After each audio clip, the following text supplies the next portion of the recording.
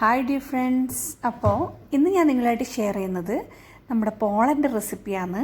നോമ്പ് കാലത്ത് മാത്രമായിട്ട് കണ്ടുവരുന്നൊരു സാധനം നമ്മുടെ ഭാഗത്തുള്ള ഈ പോള സാധാരണ അങ്ങനെ ഉണ്ടാക്കി കാണില്ല. കണ്ടില്ലേ, നല്ല ചെറിയ പഴം പാലും പഞ്ചസാരയിലിട്ട് നല്ല കുഴച്ച് തിന്നലാണ് ഇത്. സാധാരണ നല്ല സോഫ്റ്റ് ആയിട്ടുള്ള പോളയാണ് ഇന്ന് ഉണ്ടാക്കുന്നത്.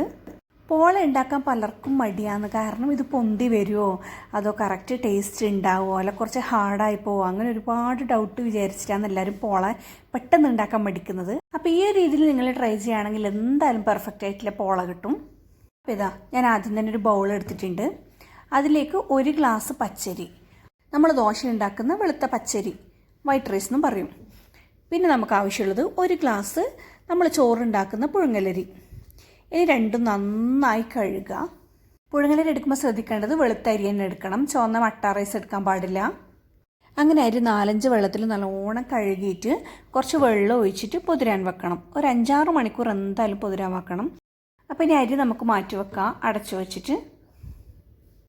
ഇനി വേറൊരു ചെറിയ ബൗളിൽ ഞാനിതാ 2 തേങ്ങേൻ്റെ വെള്ളം ഒഴിച്ചു കൊടുക്കുന്നുണ്ട്. തേങ്ങ വെള്ളം നമുക്ക് നിർബന്ധമായിട്ട് വേണം ഇതിന്. അപ്പോൾ ഗൾഫിലൊക്കെ ഉള്ളവരാണെങ്കിൽ തേങ്ങ കിട്ടാൻ കുറച്ച് പാടാണ്, തേങ്ങര വെള്ളം. അപ്പോൾ നമ്മൾ തേങ്ങ പൊളിക്കുന്ന സമയത്ത് തേങ്ങര വെള്ളം കിട്ടുകയാണെങ്കിൽ അത് കുറച്ചായിട്ട് ഫ്രിഡ്ജിലെടുത്ത് വെച്ചാൽ മതി. നമുക്കിത് ആവശ്യമുള്ളത് 2 തേങ്ങൻ്റെ വെള്ളമാണ്. അതിലേക്ക് 2 ടേബിൾ സ്പൂൺ പഞ്ചസാര ഇട്ട് കൊടുക്കുന്നുണ്ട് ഞാൻ. പിന്നെ പോളക്ക് നല്ലോണം മധുരം വേണമെന്നുള്ളവർ കുറച്ച് അധികം ഇട്ട് കൊടുക്കുക. അപ്പോൾ സാധാരണ നമ്മുടെ നാട്ടിലെല്ലാം പോള ഉണ്ടാകുമ്പോൾ ചെറിയൊരു മധുരം ഉണ്ടാവില്ലോ. ഇനി ഒരു 1/2 ടീസ്പൂൺ ഈസ്റ്റും കൂടി ചേർക്കുന്നുണ്ട് ഇതിലേക്ക്. ഡ്രൈ ഈസ്റ്റാണ് ഞാൻ ചേർക്കുന്നത്. പിന്നെ ഒന്ന് ഇളക്കി യോജിപ്പിക്കാതെ. പിന്നെ ഇതാ ഒരു 2-3 പപ്പടം ഇങ്ങനെ മുറിച്ച് ഇതിലേക്ക് ചേർത്ത് കൊടുക്കാം. അപ്പോൾ ഇങ്ങനെ ചേർക്കുകയാണെങ്കിൽ നമ്മുടെ ഈസ്റ്റും ഇതെല്ലാം കൂടിയിട്ട് പെട്ടെന്നൊന്ന് പുളിച്ച് കിട്ടും. അപ്പോൾ അതിന് വേണ്ടിയിട്ടാണ് ഞാൻ പപ്പടം ചേർക്കുന്നത്. ഇനി നന്നായി ഒന്ന് ഇളക്കി ഒന്ന് യോജിപ്പിച്ചിട്ട് നമുക്കിതൊന്ന് അടച്ച് വെക്കാം. അപ്പോൾ 2 കാര്യങ്ങൾ നമ്മൾ ചെയ്ത് വെച്ചിട്ടുണ്ട് രാത്രി. ഒന്ന് അരി പുതിർത്താൻ വെച്ചിട്ടുണ്ട്, പിന്നെ ഇതാ ചെറിയ ബൗളിൽ ഈസ്റ്റ് പുളിപ്പിക്കാൻ വെച്ചിട്ടുണ്ട്.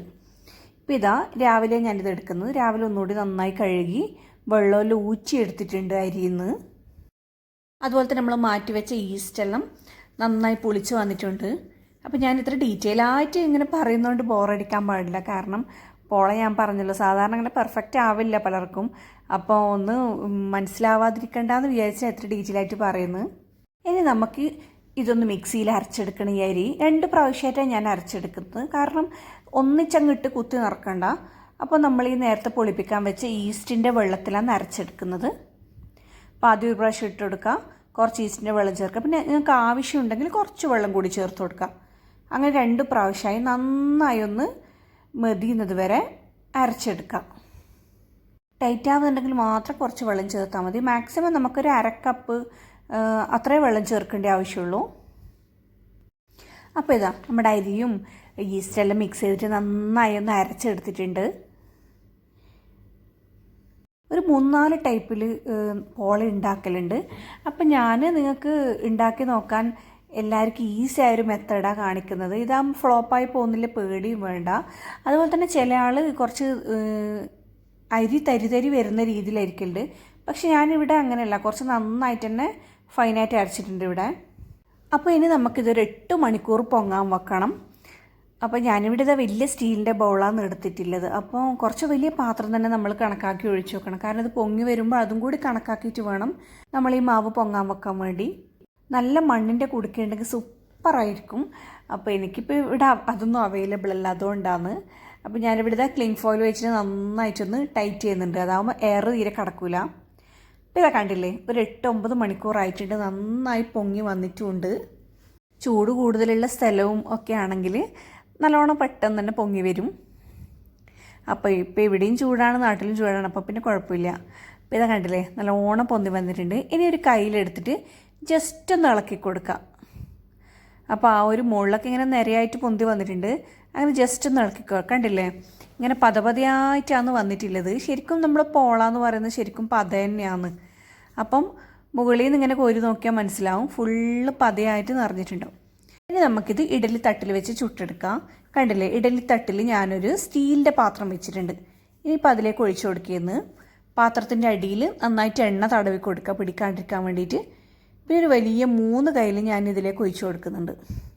അപ്പോൾ സൈഡിൽ നല്ല വക്കുള്ള പ്ലേറ്റ് ആണെങ്കിൽ നല്ല ഷേപ്പായിട്ട് കിട്ടും. അപ്പോൾ ഞാൻ അത്ര വക്കില്ലാത്ത പ്ലേറ്റാണ് എൻ്റെ അടുത്ത് ഉള്ളത്. അപ്പോൾ അത് വെച്ച് തന്നെ ഞാൻ ചെയ്യുന്നു, കുഴപ്പമില്ല. ഇനി ഇതാ ഇഡ്ഡലി തട്ട് നന്നായി മൂടിക്കൊടുക്കുക. എന്നിട്ട് ഒരു 6 മിനിറ്റ് അപ്പോഴേക്കും ഇതാ നമ്മുടെ സൂപ്പറായിട്ടുള്ള പോള റെഡി ആയിട്ടുണ്ട്. ഒരു ഹൈ ഫ്ലെയിമിലിട്ടിട്ട് 6 മിനിറ്റ് നമുക്ക് വേവിച്ചെടുക്കാം, അത്രേ വേണ്ടി വരുള്ളൂ.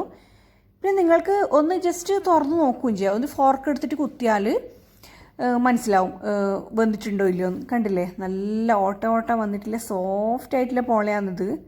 ഇത് കണ്ടാൽ തന്നെ മനസ്സിലാവും, കയ്യിൽ നോക്കുമ്പോൾ ഇങ്ങനെ തുള്ളുന്നുണ്ട് കൈമെന്ന്, അത്രയും സോഫ്റ്റാണ്. ഇത് കണ്ടില്ലേ, നടു ഇങ്ങനെ പിടിക്കുമ്പോൾ തന്നെ ചെറിയൊരു കീറൊക്കെ വരുന്നുണ്ട്. അപ്പോൾ ഇത്രയേ ഉള്ളൂ പണി. നമ്മളെ സൂപ്പർ ടേസ്റ്റി ആൻഡ് സോഫ്റ്റ് ആയിട്ടുള്ള നോമ്പ് പോള റെഡി ആയിട്ടുണ്ട്. നോമ്പ് പോള എന്നൊക്കെ കണ്ണൂരുകാർ പറയില്ലേ, പക്ഷെ നമ്മൾ പോളാന്ന് തന്നെയാണ് പറയൽ. പിന്നെ ഇത് നോമ്പിന് മാത്രം കാണുകയും ചെയ്യും. പിന്നെ നമ്മൾ അമ്മായിമാരൊക്കെ വരുമ്പോൾ നോമ്പിന് അപ്പം ചുട്ടിച്ച് വരുമ്പോൾ അധികം വീട്ടിൽ ഇത് കാണൽ. അപ്പോൾ ഇതാ എടുത്ത് ഒന്നുകൂടി ഒഴിച്ചു കൊടുക്കുന്ന അടുത്തത്. എനിക്ക് ഈ ഒരു 2 ഗ്ലാസ് അരി വെച്ചിട്ട് നല്ല കട്ടിയുള്ള 3 പോളയാണ് കിട്ടിയിട്ടുള്ളത്.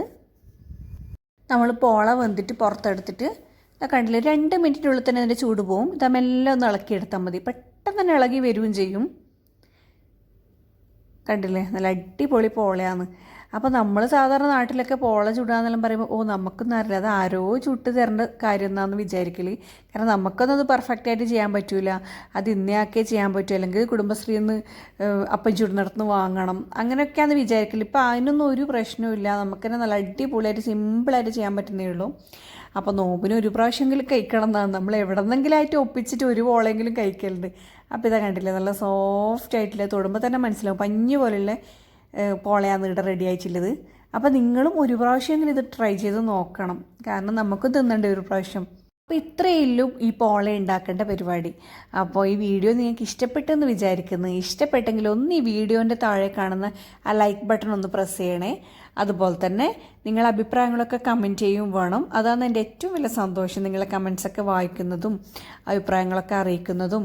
അതുപോലെ തന്നെ നിങ്ങളെ ചങ്ങായിമാർക്കും കൂടി ഒന്ന് ഷെയർ ചെയ്യും വേണം, അവർക്കും നല്ല ഈസി ആയിട്ട് പോള ഉണ്ടാക്കേണ്ട മെത്തേഡ് ഒന്ന് പറഞ്ഞു കൊടുക്കാമല്ലോ.